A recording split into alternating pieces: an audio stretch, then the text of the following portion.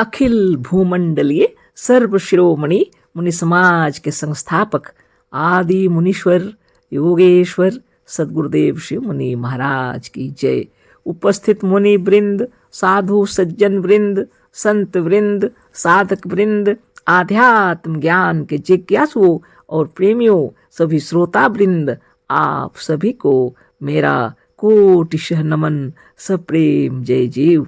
तो आध्यात्मिक चर्चा चल रही है और हम लोग सदगुरुदेव शिव मुनि के समय में जो गुरु शिष्य संवाद हुआ था, उसको जो ज्ञान शक्ति में गुरुदेव लिखे, उसी पर चर्चा कर रहे हैं, पढ़ रहे हैं, सुन रहे हैं और विचार भी कर रहे हैं, है ना। तो गुरु शिष्य संवाद चल रहा है ना। अभी आगे पढ़ते हैं। शिष्य कह रहे हैं आत्मा भी तो सर्वव्यापक है। गुरुदेव पहले के उत्तर दिए हैं कि आत्मा यानी ब्रह्म सर्वव्यापक, जैसा आप कहते हैं वैसा कोई ब्रह्म बाहर में कहीं नहीं है, आत्मा ही ईश्वर है। तो शिष्य फिर पूछते हैं आत्मा भी तो सर्वव्यापक है। गुरु कहते हैं जैसे कहा जाता है कि जीव सब में है, इसका यह मतलब नहीं है कि जीव मेज कुर्सी और लोटा में भी है। सब में आत्मा है, इसका मतलब यह है कि सब प्राणियों में आत्मा है। जैसे लोग कहते हैं कि सब लोग स्वार्थी हैं, तो इसका मतलब यह नहीं है कि लोटा, थाली, कलम और दावात भी स्वार्थी हैं। आत्मा सर्वव्यापक है, इसका मतलब यह है कि सब प्राणियों या जीवधारियों में आत्मा है। बहुत बड़ी बात है ना। शिष्य तो आश्चर्यचकित हो जाते हैं, सोचते हैं गुरुदेव क्या कह रहे हैं, है ना। आत्मा को ईश्वर बता रहे हैं जो कि सर्वव्यापक नहीं है, बताते हैं। फिर भी पूछ रहे हैं वो आत्मा भी तो सर्वव्यापक है। गुरुदेव कहते हैं ऐसा कहा जाता है, यदि उसको समझना पड़ेगा, है ना।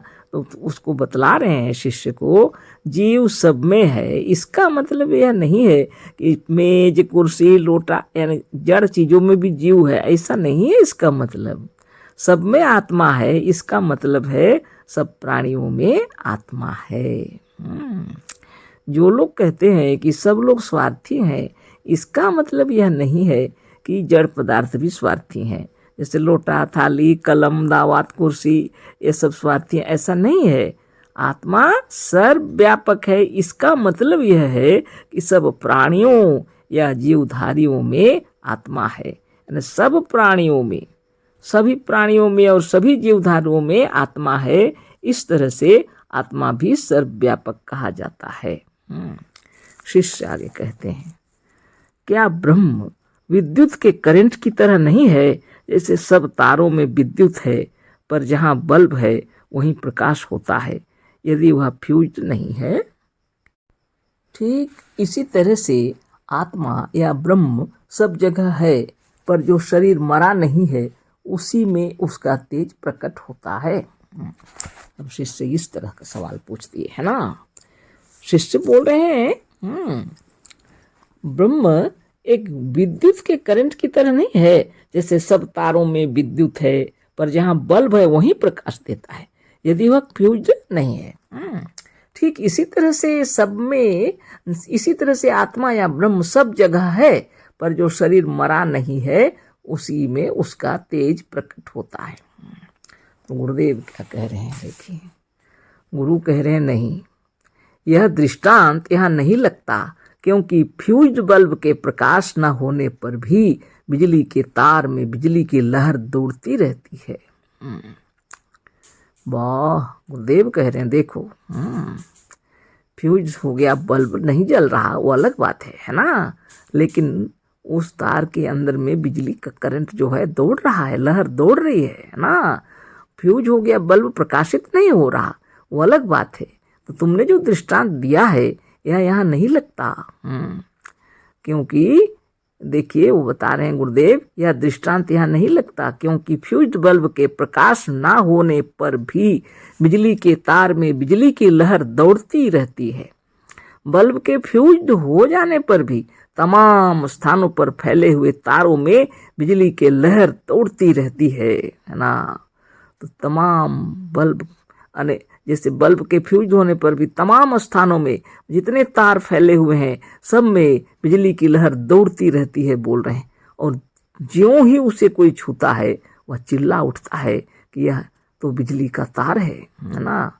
तो बल्ब फ्यूज हुआ है लेकिन उसको उसमें भी बिजली का माने दौड़ रही है लहर, है ना, बिजली की लहर दौड़ रही है उसमें भी। यदि छू जाए अचानक तो चिल्ला उठता है मनुष्य, कह रही यह तो बिजली का तार है ना, बहुत बड़ी बात हो गई। अतः अखंड रूप से जो सर्वव्यापक है उसकी जीवन लहरी या चेतना का प्रवाह सब में रहता और मनुष्य उसे छूने और हिलाने डुलाने पर उसका अनुभव कर सकता।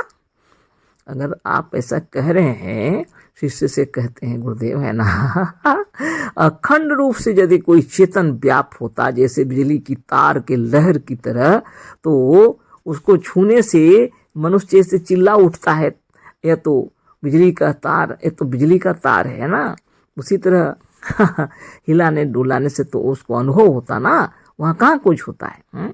पर यह नहीं होता। अतः कोई चेतन आत्मा अखंड रूप से सब में व्यापक नहीं है। अतः कोई भी चेतन आत्मा, है ना, अखंड रूप से सब में व्यापक नहीं है। सब में कहने का मतलब जड़ और चेतन में, है ना। चेतन में तो व्याप ही रहा है लेकिन जड़ पदार्थ में बिल्कुल भी नहीं है। जैसे जड़ तत्वों से बने शरीर में चेतन जीव के व्यापक होने से शरीर चेतन हो जाता है, उसी तरह से यदि चेतन ईश्वर सब में व्यापक होता तो सब चेतन रहते और संसार में कोई जड़ ना होता। जड़ का अस्तित्व मानने वाले ईश्वर को अखंड रूप से सर्वव्यापक नहीं मान सकते और ना मजहबी ख्याल के अनुसार ऐसा कोई चेतन ब्रह्म है। इसे विस्तार से देखने के लिए हमारा बनाया हुआ ग्रंथ वेदांत सिद्धांत देखें जो हिंदी भाषा में है। इसी प्रमाण से यह सिद्ध हो जाता है, यह भी सिद्ध होता है कि कोई एक ही जीव या आत्मा अखंड रूप से सब में और सब स्थानों में नहीं है। यदि ऐसा होता तो जीव की अनेकता सिद्ध नहीं होती जो सचमुच है, और इसके विरुद्ध हमारे उन शिष्यों का कहना गलत असत्य और प्रमाणहीन है। एक ही आत्मा सब में है और सबका व्यक्तित्व अलग अलग नहीं है। बारंबार सदगुरुदेव समझा रहे हैं कि हमारी आत्मा और आपकी आत्मा और सबकी आत्मा का व्यक्तित्व अलग अलग है ना। हाँ, सभी प्राणियों में, सभी जीवधारुओं में, सब में आत्मा है और आत्मा अपने अपने शरीर में है ना। वह सब जगह है, इसका मतलब सब प्राणियों में, सब जीवधारियों में सब सर्वव्यापक है आत्मा। सबके शरीर में व्यापक है आत्मा। लेकिन ऐसा कभी नहीं है कि जड़ तत्वों में भी व्याप रहा है। सर्वव्यापक का मतलब पूरे अखंड विश्व में, मैंने सारे सृष्टि में अखंड रूप से व्याप रहा है, ऐसी कोई शक्ति नहीं है। ब्रह्मा भी ऐसा नहीं है, कोई चेतन ऐसा नहीं है, कोई ईश्वर ऐसा नहीं है। सदगुरुदेव कह रहे हैं आत्मा सब में है, मतलब है सब प्राणियों में है और सब में व्याप रहा है, उसी में, केवल जड़ पदार्थों में नहीं, है ना। और सबका व्यक्तित्व भी अलग अलग है, समझा रहे हैं सदगुरुदेव, है ना। बल्ब फ्यूज होने वाली बात नहीं है इसके अंदर, है ना। उसमें भी तार चल रहा, उसमें भी बिजली की करंट दौड़ रही है ना। इसको देखो। शिष्य कहते हैं क्या आत्मा सर्वज्ञ है? वो कहते हैं हाँ, आत्मा सर्वज्ञ है क्योंकि वह सब कुछ जानता है। एक सोनार का काम जानता है तो दूसरा लोहार का, एक इंजीनियर है तो दूसरा डॉक्टर, एक अंग्रेजी जानता है तो दूसरा संस्कृत। इस तरह से जितने ज्ञान है उनको जानने वाला जो है वह जीव ही है, आत्मा ही है। आत्मा समष्टि रूप से सब कुछ जानता है, अतः आत्मा सर्वज्ञ है। अब शिष्य को बहुत सारी बातों का ज्ञान हो रहा है, फिर भी वो पूछ रहे हैं आत्मा सर्वज्ञ है क्या, है ना। क्या आत्मा सर्वज्ञ है?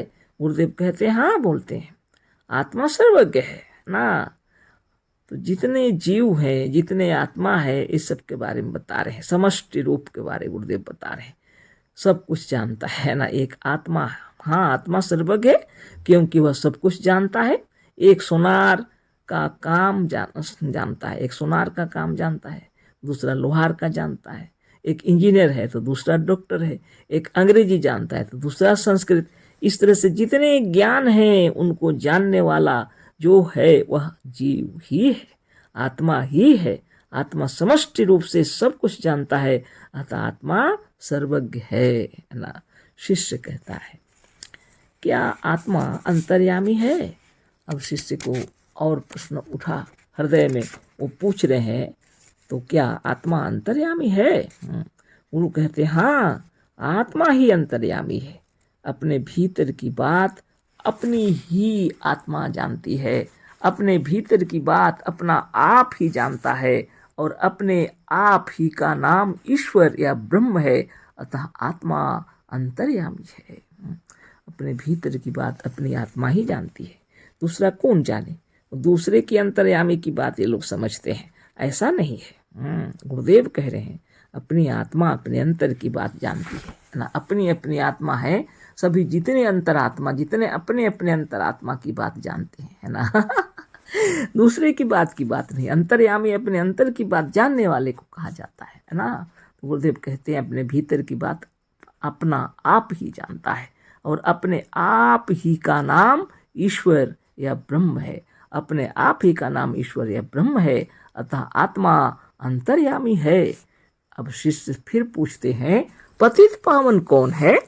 गुरुदेव कहते हैं सबसे बढ़कर पतित पावन अपनी आत्मा है। सब जिसे चोर चमार पतित और पापी कहते हैं, उसे भी उसकी आत्मा वैसा नहीं कहती है ना। अब शिष्य पूछ रहे पतित पावन कौन है? तो गुरुदेव कहते हैं पतित पावन भी अपनी आत्मा है।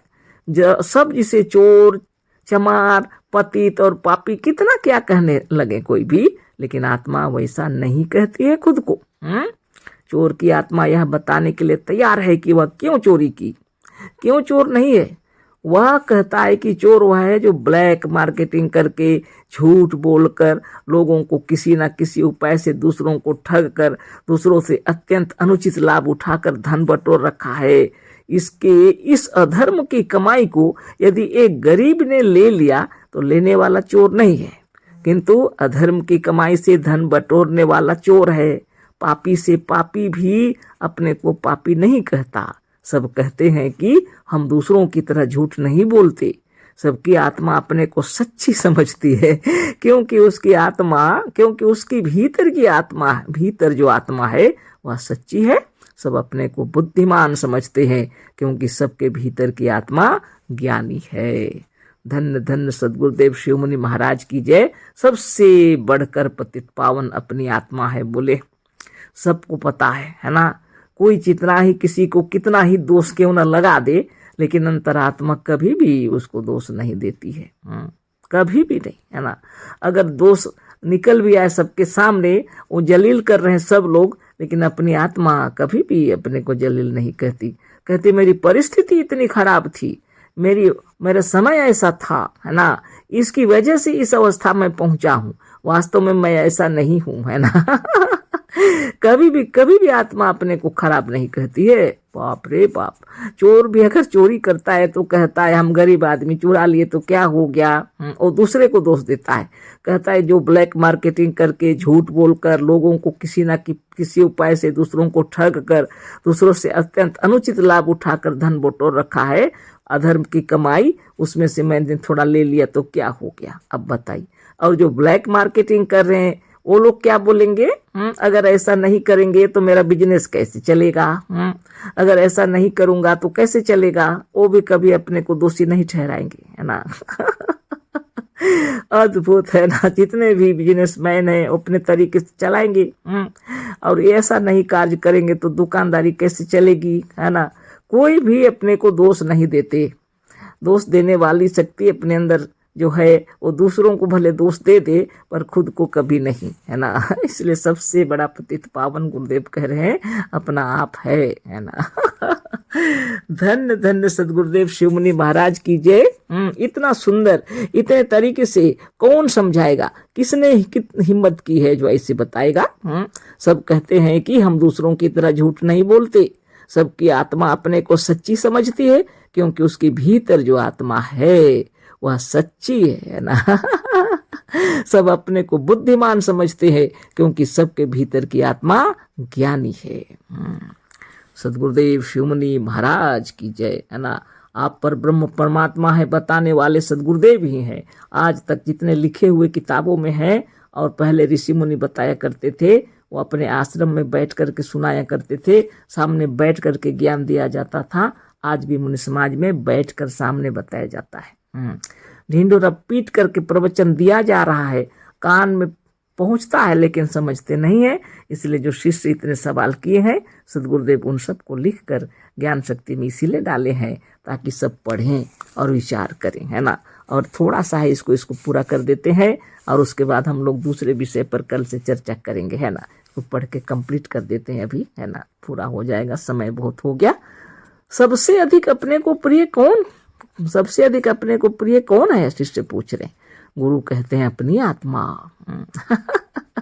शिष्य कहते हैं हमारे लिए सबसे अधिक दयावान, दया सागर और करुणा सागर कौन है। गुरुदेव कहते हैं अपना आप, अपना निज या अपनी आत्मा।